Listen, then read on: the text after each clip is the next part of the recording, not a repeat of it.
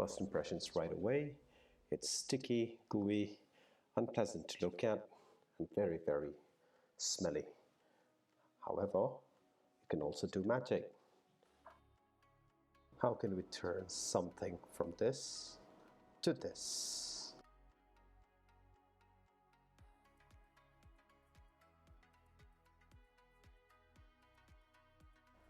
First thing you need to do is boil the Tungrymbai, which is our main dish, for about 20 to 25 minutes. While that is being boiled, now let us cut the pork. My personal preference, cut them in smaller pieces. The smaller the better, of course not too small, but some people do it in big pieces as well. Here's a strange information. I haven't heard anyone cook Tungrymbai with beef or chicken or mutton. If you've done it, put it in the comment below and tell me how it tastes like. Our next major ingredient is the use of onion. Along with the onion, we also have to use garlic. One medium-sized onion and 4 cloves of garlic should do. The idea is to mash them together until they become a paste. Pounding the onion and garlic will take you 5 to 10 minutes depending on your speed and intensity. We are done with the pounding and let's set it aside. And let me show you that this is what it should look like. Of course you can mash it more, but this should be fine for my dish today. Our next major ingredient is the use of black sesame seeds. Of course you can use white sesame seeds as well. At this time we're using black sesame seeds. Careful not to overheat or overcook the seeds. After heating it up for a few minutes, it's going to give you that nice aroma. That's when you know it's ready to be pounded.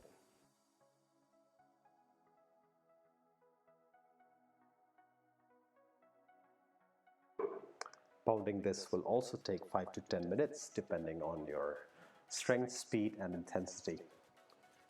Keep on pounding until it becomes pasty and the seeds stick with each other.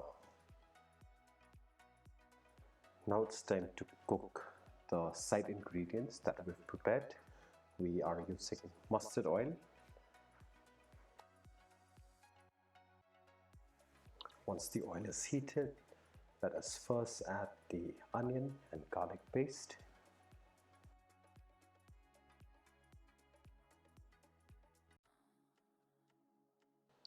Once you've done that, now you can relax. No, you cannot relax. Of course, you have to stir the onion, make sure it doesn't get burned, otherwise it's going to spoil the entire dish. Keep on stirring, keep on stirring.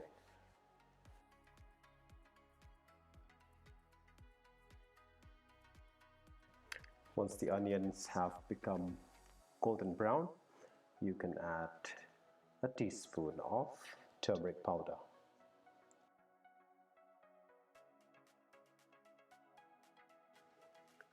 Mix them up nicely. Now it's time we add the black sesame paste.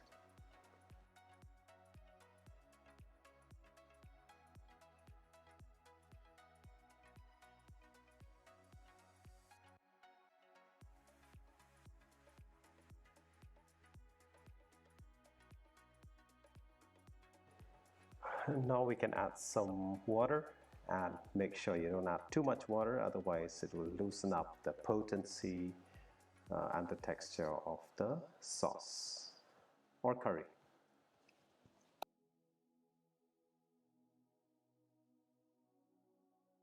Once that is done, we close the lid for 2 minutes. So we open up again to put the pork in.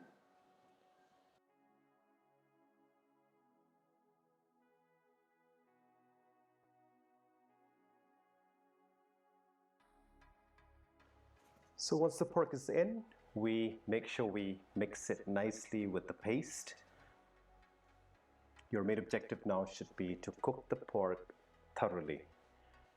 we want nice, juicy and tender pork. At this moment, we can also add salt. Of course, this is as per your preference, but yes, be careful with it. Now we add some water, just enough to cover the pork. Remember, we have to cook the pork now to make it soft, juicy and tender.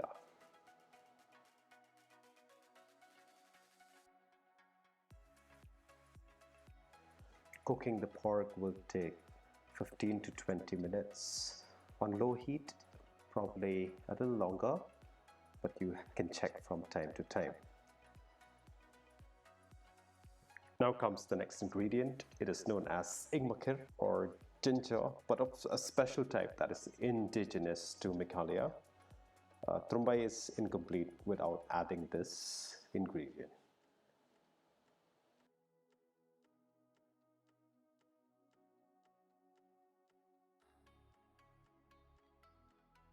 Well, looks like our pork is ready and it's time for us to mix it with the Tungrymbai, which is our main dish for today. Now the question is, if you're a vegetarian, can you eat Tungrymbai? The answer is definitely yes. In shops, Tungrymbai is being sold without meat being added to it. But in most homes, meat is always added. It improves the taste a little bit, at least that's from my experience. But of course, there's no harm in eating without meat. It still tastes delicious. This time we add red chili powder. Of course, you don't have to add if you don't want any spiciness in your dish. However, Tungrymbai is also eaten as a chutney, so chilies fit right in. This dish is a delicacy in the northeastern part of India. In Nagaland, they call it akune. The Khasi people of Meghalaya call it Tungrymbai. What do you call it in your community? Let me know in the comments. So we're almost done here. Leave it for 5 minutes to boil and then ready to serve. Of course, this is only for presentation. However, the best way to enjoy your Tungrymbai is with this dish locally known as serwa terso with dosnyang. Terso means mustard greens, serwa means soup, and dosnyang means pork. You could eat that with rice, and if you want to spice things up a little bit, you can add some pickles on the sides.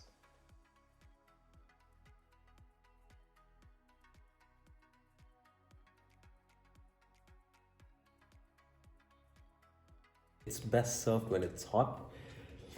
It's a little cold now because I have to present this and it's winters. I forgot to mention, Tungrymbai, this dish is very famous or it's usually cooked during the winter seasons in Meghalaya. Is it available in other seasons?